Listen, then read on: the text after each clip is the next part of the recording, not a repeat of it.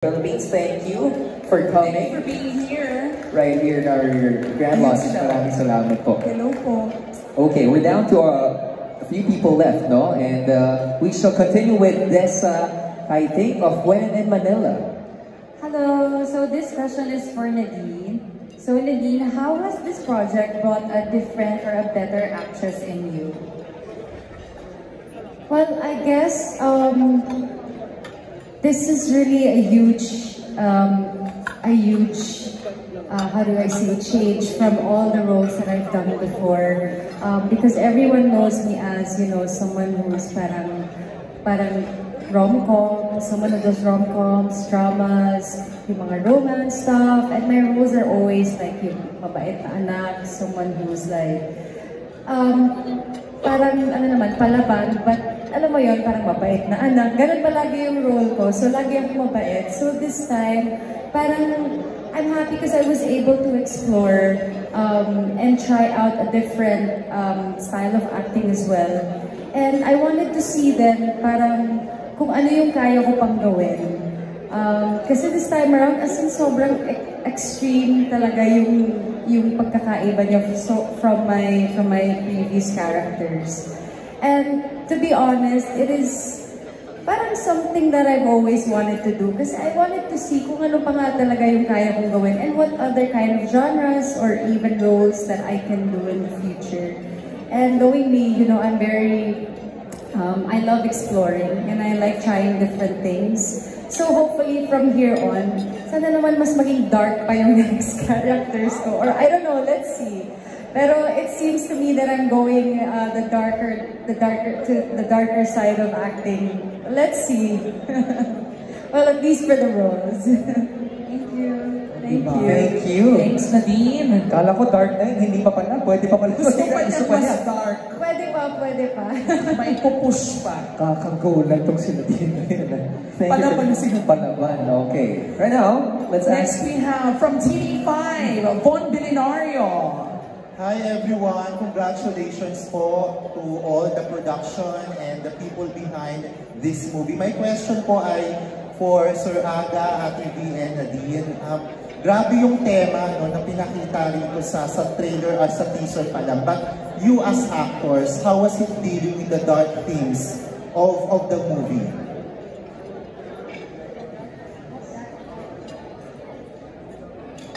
I'm not gonna lie, I love it. Personally, you know, when I'm at home, I turn on the TV, the first things that you would really see on my siguro sa streaming app ko would be like true crime, you know, like mystery, mga documentaries, horror, thrillers, suspense. So I'm not gonna lie, I really like it. And I guess I'll leave it at that. I'll let Kuya Aga answer. Doc Aga, how was it dealing with the dark themes of the movie? Sabi ko nga kanya, di ba masaya maging masama? Parang, hindi, ibig sabihin, lahat, in all honesty, lahat naman tayo, we have our dark side, you know.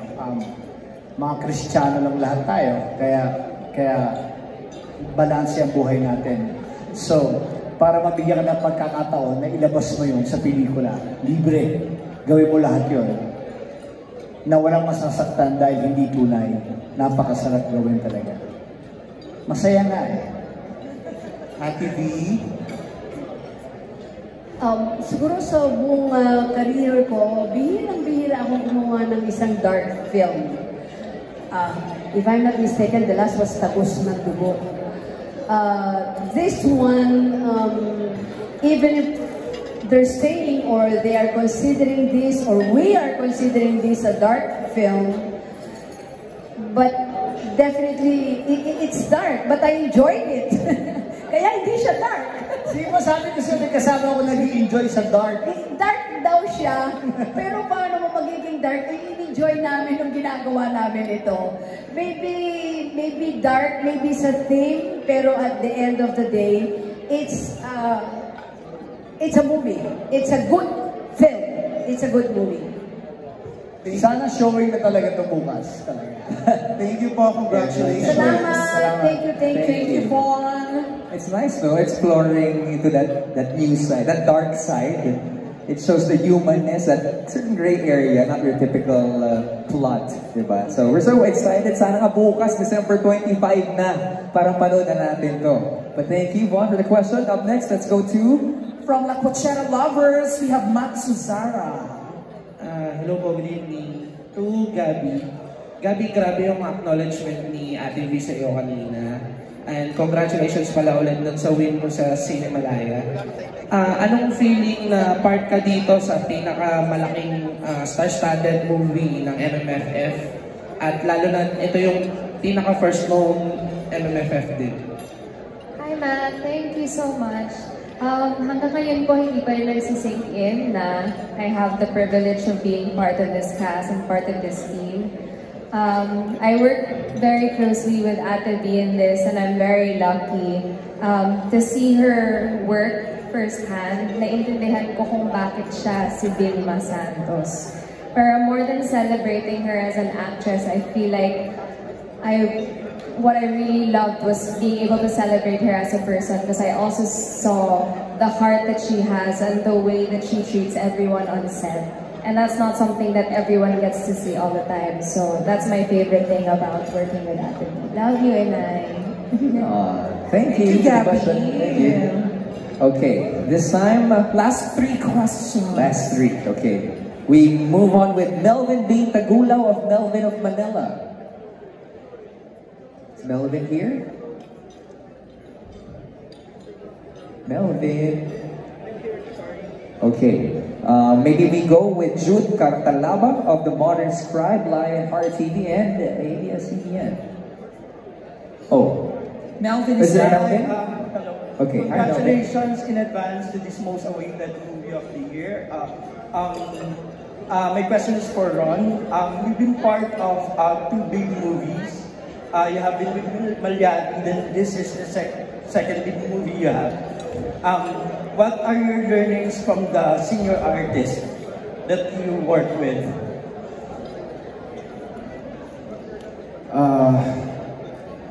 Napakarami ko pong dapat sabihin ko na yung natutunan ko. Especially sa mga nakasama ko last year hanggang ngayon.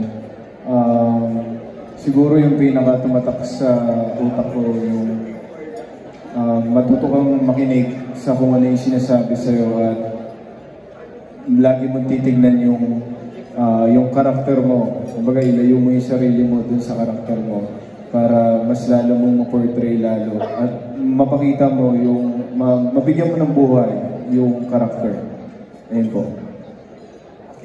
Salamat. Thank you very much, Melvin. Thank you, Melvin. Gio and RK. Okay. Being also matagal na rin in the industry, what can you share with the other new cast of the film?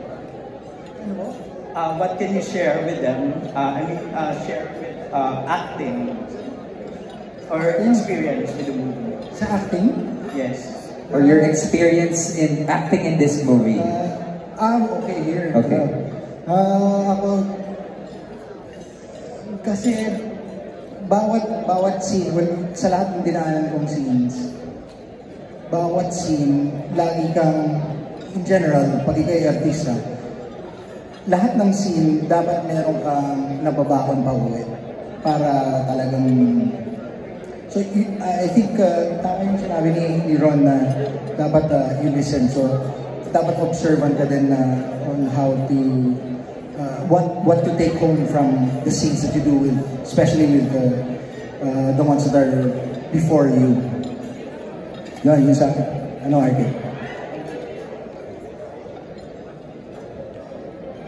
Surprise na? Okay. RK?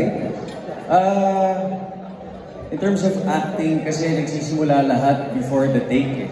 So, sobrang thankful kami kay Direk Dan kasi nilatag niya sa amin lahat ng detalye ng bawat character. Kasi tama yung sinabi ni Kuya Aga na di mo na kailangan umarte. And everyone was in their A game na you just have to react to every scene. So, sobrang nakakadala, lalo na mga eksena ko kay Kuya Aga. Thank you very much for being generous. Yung collaboration namin sa mga eksena, napakalang Direk Dan, maraming salamat. So, in terms of acting, minsan, akala mo yung last project mo, nagawa mo na yung may mga nagawa kang tama. Pero pagdating mo sa day one, parang kailangan mong itapon lahat yon para mag-absorb ng mga bagong lessons especially from our seniors. So again, I'm very, very thankful to be part of this cast and yun lang. Thank you, and I think it is catching us. Okay, all right, thank you. Last question. Last person to ask a question for this batch. Okay, we got 20 more batches later on. I'm just kidding. Okay. Last to ask is John Bueno of Humacao. Okay, John? Is John here? Hi, John. Oh, hi, John. Gulat sila eh. What? Hi, good evening. Well, my question is actually for the producer, Sir Brian. Sir, judging from this particular press conference and the movie that you put out, the ones that we're seeing on screen, I can just imagine how much this would have cost to produce. Now, I'm not going to ask the price, because that's going to be given. But what I want to ask you is, I mean, what comes into your mind to actually produce these kinds of projects? And what makes you keep going on doing this? And thank you. First is, I'm actually very fortunate to be in this position. Tapos, ito yung part na you will never have to hold back. And then, with this kind of story, with this kind of cast, with this kind of crew, minsan lang ito mangyari. Baka nga, kung papalampasin pa namin to, hindi pa mangyari sa buhay po namin eh. But basically, the first important thing kasi, mahal na yung sine. Tama? So you want the audience to really make sure na every peso nila, yung pinaghirapan nilang pera, yung magbabayad sa sine, is worth it. Diba? So we discuss with this crew, with our director and all, kami po all out kami sa Mentor Productions because I think the Filipino audience deserve a film like Uninvited. And we're not yet done. We're just starting. Sir, would you consider this your dream project? It is a dream project. You know, I've seen Vilma Santos growing up. A dream to actually create a film together with her. And by the way, she did not just act on this film. She was a collaborator. She is very important to the entire film. Alam niyo, from assisting all the actors, lahat, alam mo yan, alam namin, pinapauwi na namin yan. Hindi uuwi yan.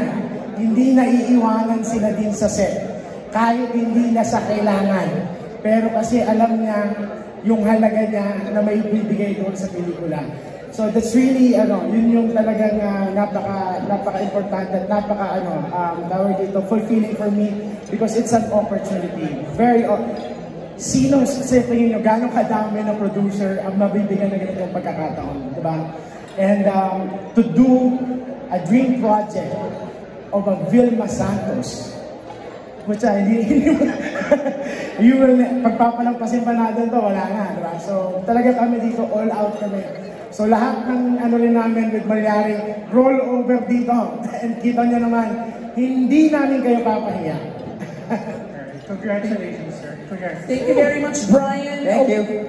We have super duper last question. May pahabol, may gate crasher. May pahabol. Ito talaga yung totoong gate crasher sa Q&A na ito. June Cartalaba, anong last question natin for this evening? Good evening. I'm going to address the question to Brian. Sir Brian, given that the fact na you're attracted to doing the project because of the Star for All season, apart from elevating the Filipino movie sensitivity, what are your other goals in doing gripping stories like this?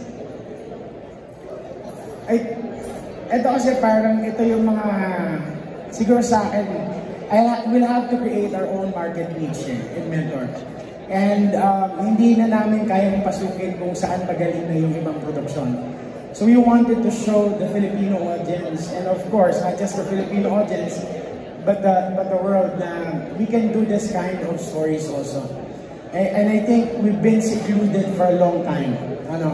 And napakahalaga na, lalo na itong Uninvited, akala nyo is just a thriller.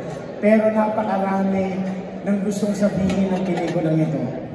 Ayan, so pag napanood nyo, maliliwanagan kayo. And those are the things that we really wanted to take on. Projects that we really wanted to take on with Mentor. Na kakaiba at saka provoking, will spark conversation. And I think Uninvited has all of that ingredients. And that is the final answer that we will be accepting. Our Q&A. Yes, maraming salamat. Palapakan po natin the cast of Uninvited. And syempre, the crew. The crew as well. Maraming salamat for taking the time to answer all the questions. I know it was a lot, pero ang ganda. And also, hintayin natin yung